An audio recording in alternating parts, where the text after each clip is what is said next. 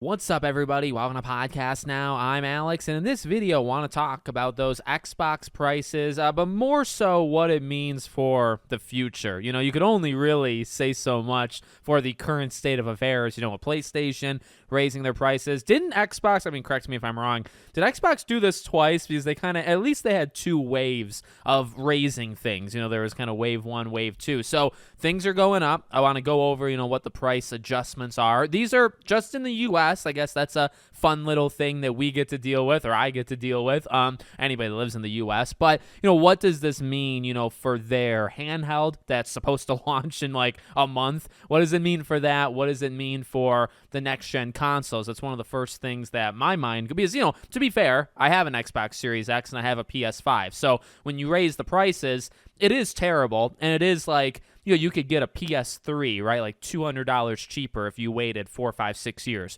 Whereas if you wait 4, 5, 6 years now, you're spending $200 more. So we are living in backwards world where like nothing makes sense and everything's worse. But I already own it. To kind of be genuinely honest, with my situation, it really affects me more for like the future. What does this mean for the consoles that are still going to come out? So just really quickly, Series S goes from $379 to $399, so $380 to $400.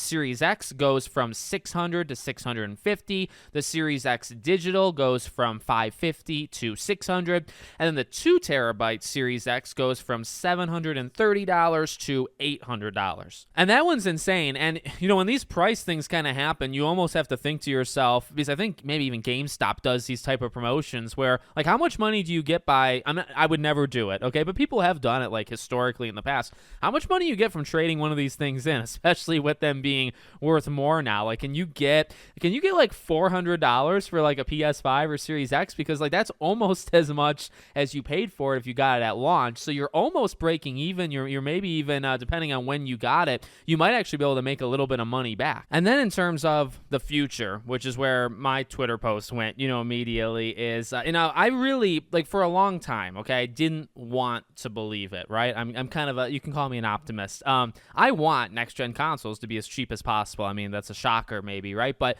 I really, for the people that maybe even 2 years ago were saying, hey, brace for next gen, meaning PS6 and next Xbox, brace for that to be like $700-800. And I was one, I feel like you could probably find tweets to expose me. Honestly, I probably said, no, there's no way, because I just couldn't fathom, a world where that would actually happen. But maybe people were just ahead of the times, because it really, honestly, you can't convince me otherwise at this point that the PS6 and next Xbox will be anything less than $700. I really think $699 is kind of, I want to say that sweet spot. Now, I know maybe you should get your pitchforks out. When I say sweet spot, I don't mean like, oh, that's the perfect amount. I mean, I guess this situation, it's the amount that kind of sounds the most reasonable in a world where things cost too much and all of this stuff is happening with raising PlayStation, Xbox, Switch, right? Nintendo's raised prices as well.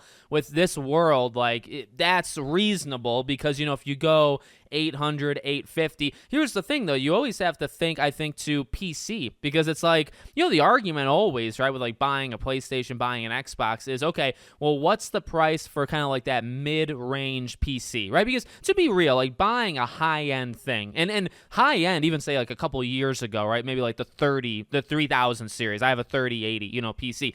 Getting that could cost you like $2,500 to $3,500. Like that's clearly more than a PS5. It is so much more. But nowadays, well, if the next console comes out and it's $700, $800, could you get a PC for $700, $800? I don't think you're going to get the greatest PC of all time, but you might be able to start to assemble something half decent that can, does it rival the PS6? Probably not, but you might eventually get close. And then, I don't know, I just feel like that's another conversation that you kind of have to have when these things come out. I mentioned in the beginning of the video, what about Xbox's handheld? There's the rumored prices that are like, I think almost in the thousands for the higher powered one, right? I think there's supposed to be 2 of them. So it's like, that's insane. Like, to get an Xbox ROG Ally, right? And to have it be whatever, $1,100, $1,200.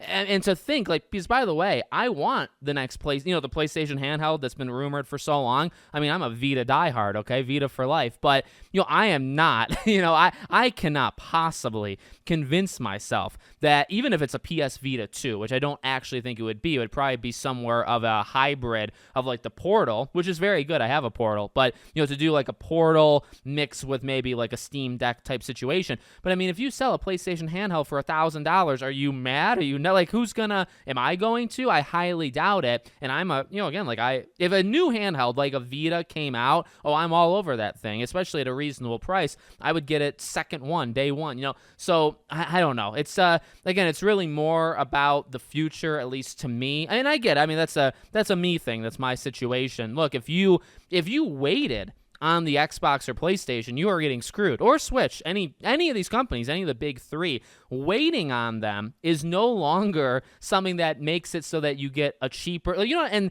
that's crazy because it's also technology, right? Like, it kind of gets worse over time. And again, you think like, I mean, I got into gaming with the PS3 gen, right? PS3 360 era. So, I waited a little bit just because of my age. I didn't even really know I was waiting at the time. But like I said, I mean, if you waited to the end of that PS3 generation, I mean, PS3 was priced too high, by the way, right at launch. But I mean, every Black Friday, you would see 360s and PS3s on sale for $100, $150, $200 off. I mean, by the end, you could get these things for $200, and they might have, $350, $400 when they launch. So, you could really get them half price if you just waited them out. That's really what it is, right? You wait it out. For PC stuff, if you buy the 5090 right now versus 5 years from now, you're going to get it for cheaper, significantly cheaper. But for some reason, for these consoles, waiting on them, you actually got the best deal humanly possible on the Series X and the PlayStation 5 and the PS5 Pro, right? That's a big one people will go to.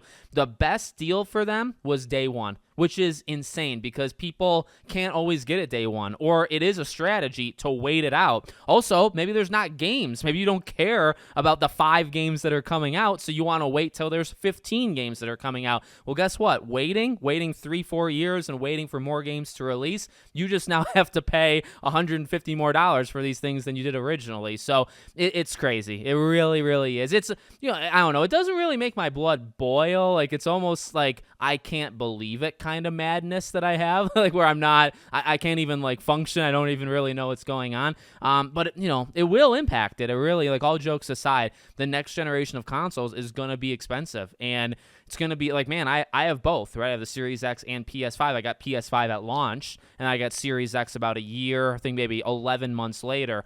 I mean, nowadays, or going into next gen, like, I'm going to have to pick one, maybe get PS6 and get an upgrade for my PC and use that as an Xbox. Your Xbox is your refrigerator, is your toaster, all that stuff is an Xbox, so a PC is definitely an Xbox. So I might just pass on that because I don't really want to spend $2,000. Taxes, too. I mean, that's the thing. Yeah, you spend $700. That's the base price. When taxes are involved, it's $800 plus. Then you buy one game, you buy a second controller, you're at $950, right? So you have spent $1,000, on, say, a PS6, and you want to do that twice to get a PS6 in the next Xbox. I can't reasonably expect that of myself, to do something like that. So I don't know. It's just nuts. Let me know what you guys think in the comments. Make sure, as always, you're subscribed to the channel, bell icon turned on, and I hope to see you all on the next one.